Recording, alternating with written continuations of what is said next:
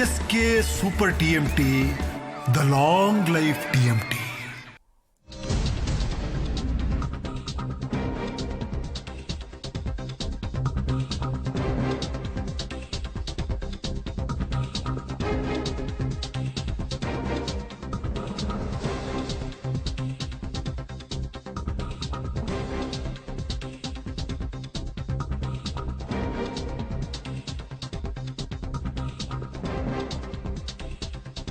ಇನ್ನು ಕರ್ನಾಟಕದಿಂದ ರಾಜ್ಯಸಭೆಯ 4 ಸ್ಥಾನಗಳಿಗೆ ಚುನಾವಣೆ ನಡೆಯಬೇಕಿತ್ತು. ಆದರೆ ಯಾರೂ ಕೂಡ ಪ್ರತಿಸ್ಪರ್ಧಿಗಳು ಇರಲೇ ಇಲ್ಲ. ಹಾಗಾಗಿ 4 ಸ್ಥಾನಗಳಿಗೆ ಅವಿರೋಧ ಆಯ್ಕೆ ಆಗಿದೆ.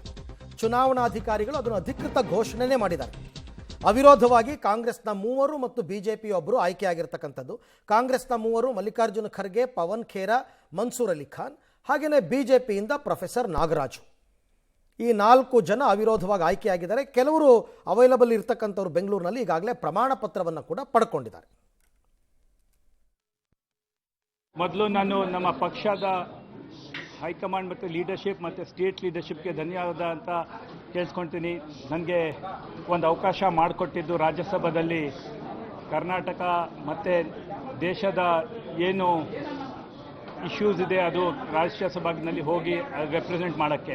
ನನ್ನ ಜೊತೆ ಪವನ್ ಖೇರಾ ಸರ್ ಇದ್ದಾರೆ. ಅವ್ರಿಗೂ ನಾನು ಒಂದು ಕಂಗ್ರ್ಯಾಚುಲೇಷನ್ಸ್ ಹೇಳ್ತೀನಿ. ಅವರು ಇವತ್ತು ಎಲೆಕ್ಟ್ ಆಗಿದ್ದಾರೆ ರಾಜ್ಯಸಭೆಗೆ. ನಾನು ಒಂದು ಹೇಳೋಕ್ಕೆ ಇಷ್ಟಪಡ್ತೀನಿ, ನಾನು ಕರ್ನಾಟಕಕ್ಕೆ ಮತ್ತು ದೇಶಕ್ಕೆ ದುಡಿತೀನಿ ಮತ್ತು ರಾಜ್ಯಸಭೆಯಲ್ಲಿ ಏನು ದೇಶ ಹಿತದಲ್ಲಿ ಇದೆ ಅದೇ ಮಾತು ಕೇಳ್ತೀನಿ. ಧನ್ಯವಾದ.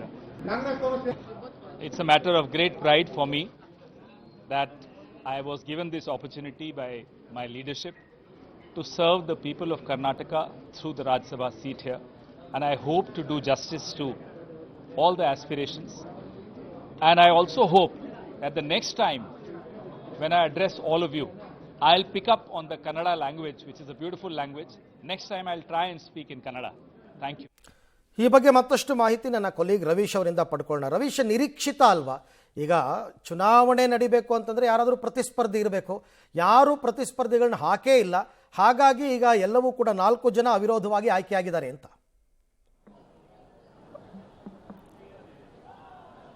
ಅರವಿಂದ್, ಖಂಡಿತವಾಗಿ ಕೂಡ. ಯಾಕೆಂದರೆ ಜೂನ್ 8ಕ್ಕೆ ಲಾಸ್ಟ್ ಡೇಟ್ ಇತ್ತು ನಾಮಪತ್ರವನ್ನು ಸಲ್ಲಿಸೋದಕ್ಕೆ. ಹಾಗಾಗಿ ಅವತ್ತೇ ಅವಿರೋಧವಾಗಿ ಆಯ್ಕೆ ಆಗಿತ್ತು. ಆದರೆ ಇವತ್ತು ಅಧಿಕೃತವಾಗಿ ಘೋಷಣೆ ಆಗಿರ್ತಕ್ಕಂಥದ್ದು. ಯಾಕೆಂದರೆ ನಾಮಪತ್ರ ಪರಿಶೀಲನೆ ಮತ್ತು ವಾಪಸ್ ಪಡೆಯುವ ಕಡೆ ದಿನಾಂಕವೂ ಕೂಡ ಇವತ್ತಾಗಿತ್ತು. ಈ ಹಿನ್ನೆಲೆಯಲ್ಲಿ ಇವತ್ತು ಅಧಿಕೃತವಾಗಿ 3 ಗಂಟೆ ಬಳಿಕ ಚುನಾವಣಾಧಿಕಾರಿಗಳು ಅನೌನ್ಸ್ ಮಾಡಿದ್ದಾರೆ.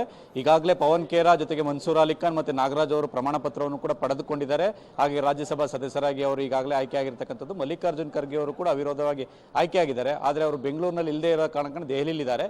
ಹಾಗಾಗಿ ಅವರು ನಾಳೆ ಅಥವಾ ನಾಡಿದ್ದು ಬಂದು ಒಂದು ಪ್ರಮಾಣವಚನ ಸ್ವೀಕಾರ ಮಾಡ್ತಾರೆ ಅಂತ ಹೇಳಲಾಗ್ತದೆ. ಹಾಗಾಗಿ ರಾಜ್ಯಸಭಾ ಚುನಾವಣೆ ಇದರಲ್ಲಿ ಯಾವುದೇ ರೀತಿಯ ತಕರಾರು ಇರಲಿಲ್ಲ.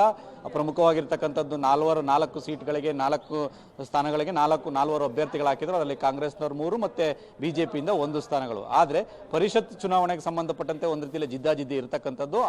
ಈಗಾಗಲೇ 8 ಮಂದಿ ಕಣದಲ್ಲಿದ್ದಾರೆ 7 ಸ್ಥಾನಗಳಿಗೆ. ಅದು ರೋಚಕ ಘಟ್ಟವನ್ನು ತಲುಪುವಂತ ಸಾಧ್ಯತೆ ಇರುತ್ತೆ. ಆದರೆ ರಾಜ್ಯಸಭಾ ಚುನಾವಣೆ ದೃಷ್ಟಿಯಿಂದ ಅವಿರೋಧವಾಗಿ ಆಯ್ಕೆಯಾಗಿರ್ತಕ್ಕಂಥದ್ದು ಎಲ್ಲವೂ ಸುಸೂತ್ರವಾಗಿ ಮುಗಿದಿದೆ. ಅರವಿಂದ್, ರೈಟ್, ಥ್ಯಾಂಕ್ ಯು ತಮ್ಮೆಲ್ಲ ಮಾಹಿತಿಗೆ, ಧನ್ಯವಾದ. ಸೊ ಅಲ್ಲಿಗೆ ರಾಜ್ಯಸಭೆದು ಮುಕ್ತಾಯ ಆಯಿತು. ಇನ್ನು ಪರಿಷತ್ತದು ಮಾತ್ರ 7 ಸ್ಥಾನಗಳ ಪೈಕಿ 8 ಜನ ಇದರಲ್ಲಿದ್ದಾರೆ, ಕಣದಲ್ಲಿದ್ದಾರೆ. ಹಾಗಾಗಿ ಅಲ್ಲಿ ಚುನಾವಣೆ ನಡೀಬೇಕಾಗತ್ತೆ. ಯಾಕೆಂದರೆ JDSನಿಂದ ಒಬ್ಬರು ಅಭ್ಯರ್ಥಿ NDA ಅಭ್ಯರ್ಥಿಯಾಗಿ ಹಾಕ್ಬಿಟ್ಟಿದ್ದಾರೆ. ಸೊ ನೋಡೋಣ ಏನಾಗುತ್ತೆ. ಅದೊಂದು ಸ್ಥಾನದ ಮಾತ್ರ ಈಗ ಕನ್ಫರ್ಮ್ ಆಗಬೇಕು.